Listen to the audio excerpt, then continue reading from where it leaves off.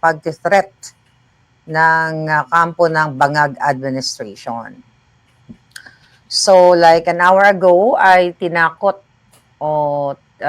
sinindak, tinakot ni Erich Sylvester si Senator Alan Cayetano. Okay?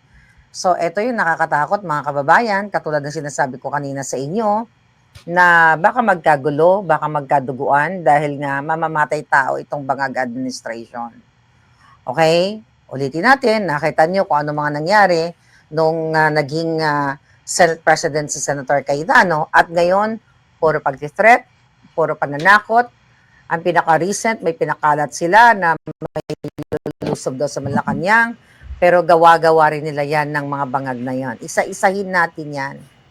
Mga kababayan, din si Tuta Soto, parang nagkaroon ng, Freudian slip, I don't know kung napanood yun na nagpa-interview siya sa ANC, na what if daw, kung, kunwari, sabi niya, kung sakali na nakatanggap ako ng pera, ano daw ba ang kasalanan niya? So nakita niyo kung gaano ka bobo at nahuhuli ang mga salarin, okay, ang mga masasamang damo sa kanilang mga bunganga. Okay, unahin muna natin atong putang inang Tulfo na ito. Itong si Erich Fraudster. Alam ko nanonood ka sa aking pukinang inakang hayop ka. Yan putang ina mo ka. Yan. Na sinasabi ko na ikaw ay magnanakaw ng identity. Pinatay mo ba si Erich Sylvester? Kaya ka nakakuha ng citizenship na hayop ka? Ulit-ulitin ko yung demonyo ka. Magpaliwanag ka saan ka kumuha ng $1.7 million cash na binili mong bahay sa Porter Ranch, tang ina ka.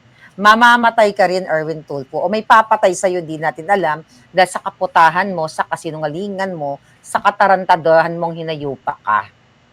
Hindi lang ikaw ang marunong magmura. Mas magaling ako sa iyong yawa kang jutang gininaka. Nahayop kang Erwin Erich ka, magnanakaw ka ng identity. Hindi mo pa maipaliwanag sa taong bayan kung may ginorgor ka ba na tao sa Hawaii, kaya ka nag-enjoy ng benefits dito sa Amerika noong 1993. Hayop ka sa pamamagitan ng pagnakaw at paglabag sa batas ng Amerika sa pagnakaw ng identity. Kaya huwag kang magyabang na mangunguwelyo ka. Kaya ganyan ka katapang, nayawa ka kasi back up ka ng bilat ni Satanas at buli ni Bangag. At hindi kayo magtatagal sa ginagawa nyo. Akala ninyo, hawak nyo ngayon ang, ang mga sangay ng gobyerno. Nanonood din ang mga sundalo, mga pulis na mga matitino sa inyo. Mga kababayan, ito ang hayop na sinabi niya. Pakinggan ninyo kung bakit ganito katapang to, okay? Ang issue natin dito, dahil galit na galit sila, na napangalanan siya at hindi nila maagaw-agaw talaga legally ang Senate presidency. So dinaan nila sa paninindak, pananakot, pang-aabuso ng kapangyarihan ng batas sa pakikipagsabuatan ng NBI ng Malacanang dahil inhonor na yung kanilang illegitimate acting president. Eto, kayo na pong humusga, sundalo ka man, teacher ka man, nurse ka man, abogado ka, kayo nang humusga. Kung kahit hindi kayo abogado, pakinggan nyo.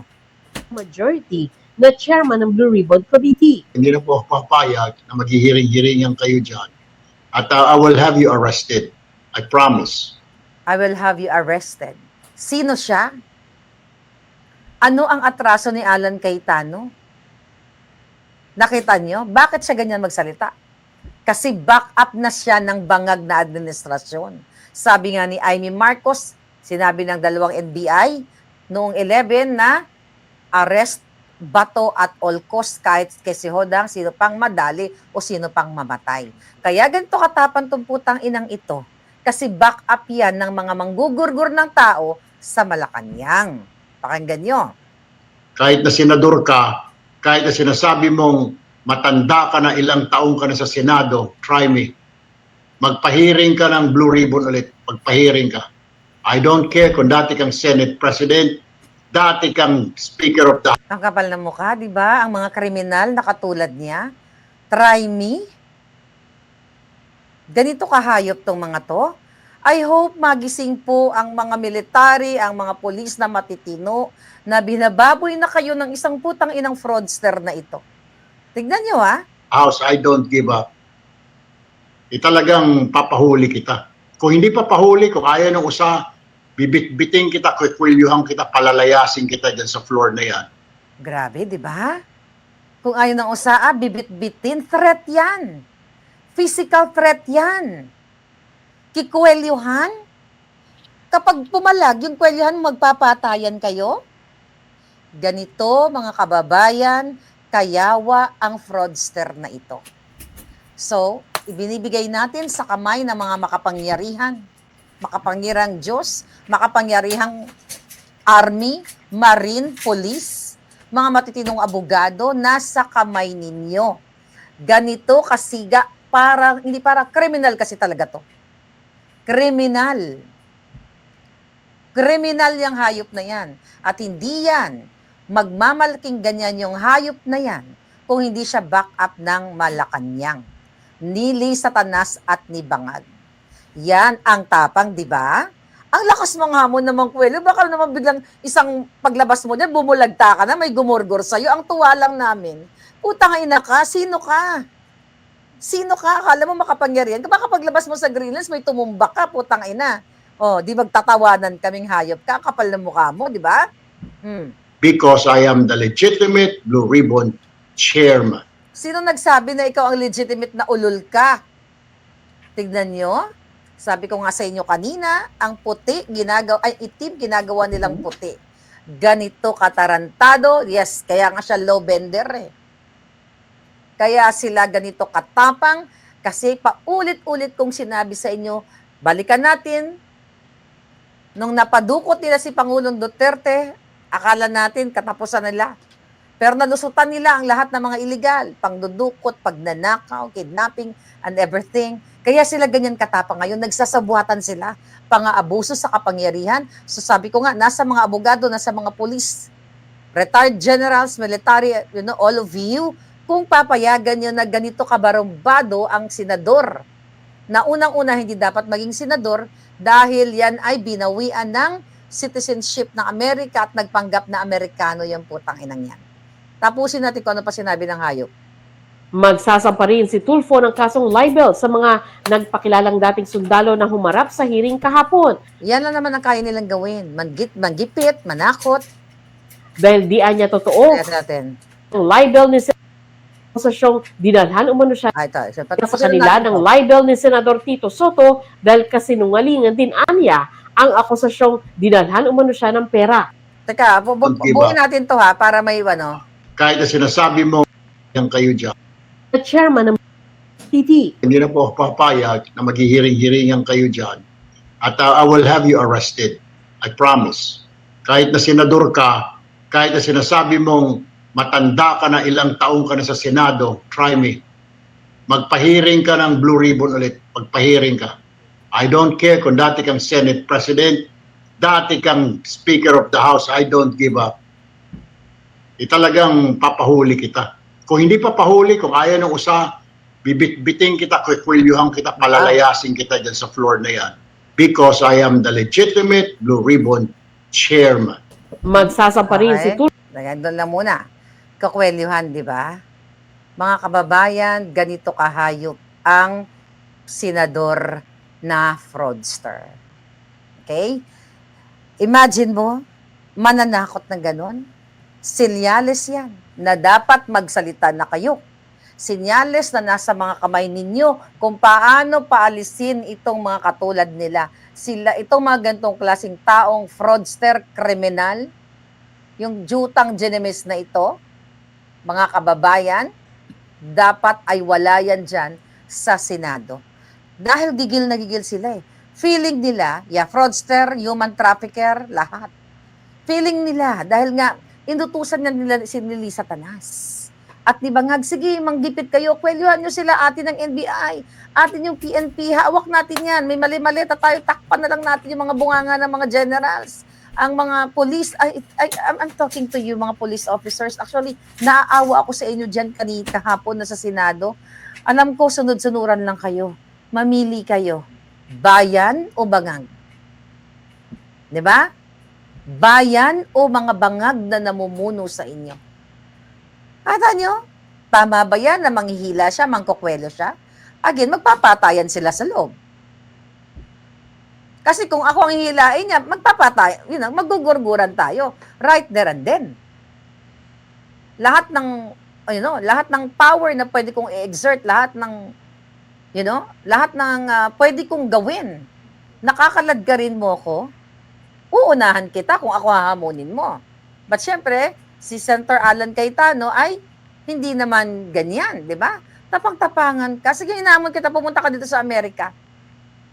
Okay? Nahamon kitang magnanakaw ka. Hindi ka nga makapunta-punta dito eh. Kasi pag nawala ka na sa posisyon, hindi ka makapunta dito dahil may kaso ka. Okay? Pumunta ka dito at magpaliwanag ka kung bakit mo ninakaw si Erich Sylvester.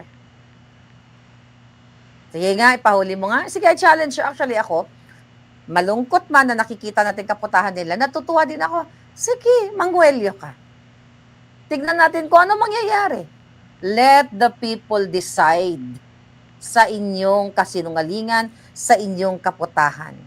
Mga kababayan, ang mga sinasabi pa niya, galit na galit siya sa ano. Actually, galit na galit siya sa mga vloggers. Alright? Sinasabi niya dito, kanina sa mga interview niya, mga nakaraan, na meron daw babaliktad na 2 o 3 sa majority. Well, posible talaga yan. Okay? Kaya lang daw, ito daw mga babaliktad, natatakot daw kasi daw baka i-bash ng mga vloggers. Di ba? Magsabi ng makatulad daw sa ginagawa nila, nilang magkapatid na binabash sila ng mga vloggers, nagpapakalat daw kasi ng ngalingan, ulul! Di ba? Vlogger ka rin, putang ina ka. Hindi nga namin alam kung paano ka nakabili ng bahay sa Green Hills. Sa pagbablog mo lang at paano ka nakabili ng 1.7 million? Sa pagbablog mo lang yawa ka? Ikaw? Ipagdadasal ko. Okay? Na mayroon kang makakalaban na aratayin ka sa katayabangan mo. Ipagdadasal ko na yung mga nakaalitan mo, ikaw, magkaharap kayo para makita mo yung tapang, para ipakita mo yung tapang mong putang ina. Alam mo, Erwin, yung mga ganyang klaseng pakita mong kaputahan mo, hindi yan katapangan. Kaduwagan yan. Kasi alam mo ang tunay na matapang? Alam niyo yon? May mga Ilonggo, dere bala, mga isog bala, mga Bisaya. Ang tunay na matapang, hindi yan nagsasalta. Tumutumba ka na lang. Tumutumba ka na lang. Antayin mo, baka tumumba ka at magkaroon ka ng katapat. Pag nagkaroon ka ng katapat, Erwin, paglalamayan ka. Huwag kang masyadong mayabang. Kasi hindi yan katapangan, kasuputan yan. Wala pa ako nakilalang tao na nagsalita ng ganyan, okay? Na magsalita sa TV, nakikwelyohan ka, na may napatumba. Pero marami ako nakikitang tao, mga napapanood ko, sa true stories, na hindi sila nagsabi na, halika dito, magpakita ka, kwelyohan kita. Bumubulagta na lang. Yes, that's unethical, that's unbecoming, threat, abusive. Diba? Kikwelyohan. Papayag ba naman si Alan Cayetano na magpapakwelyo sa'yo? Baka nga bilang na ang oras mo eh. Baka nga sa sobrang galit sa'yo ng taong bayan, pag nakita ka, tumba ka eh. Angas nitong putang inan to, magnanakaw ng identity ng putang ina kayong magkapatid. Isama mo pa yung kapatid mong Judas. Diba? Anong expect mo, Janry? Yes, Joe Smith Pilina, you're there. Dami natin mga kaibigan ngayon nandyan, mga palangga. Baka pag nakita ka ng mga tao sa Green Hills, gagawin kang dinuguan. Wala na akong maibabash pag pinatumba ka nila sa sobrang yabang mong putang ina ka. Pati yung kapatid mo, Parang isa lang, may matino yata isa nilang kapatid. Okay? 3 kayo, yung matandang tulpo na nagpapakalat ng kasinungalingan ngayon na may lulusob daw sa Malacanang. Gagawa-gawa nyo lang yan. Di ba? Isama mo pang mayabang mong kapatid na ang hilig nyong makipagtsuktsakan. Okay? Sa mga kababaihan. Na bakang iba minor de edad pa. Human trafficker ka nga tangina ka, di ba? Sabi ng Marines. Yung kapatid mo, kakaviral ko lang, 5 million, more than 5 million, na pinaliligiran ng kababaihan, mga putang inang ito. Napakababang uri nyo, may pera lang kayo, pero demonyo kayong hayop kayo. Huwag kayong magpapakasiguro dyan sa mga bodyguard nyo, dahil pag nagalit sa inyo, ang tunay na matapang, baka tumba kayong dalawa. Baka kayo ang itumba. Ako, manghihinayang ako kasi wala na akong may babash. Diba? Yan ang mahirap. Wala tayong maibabash na kawatan.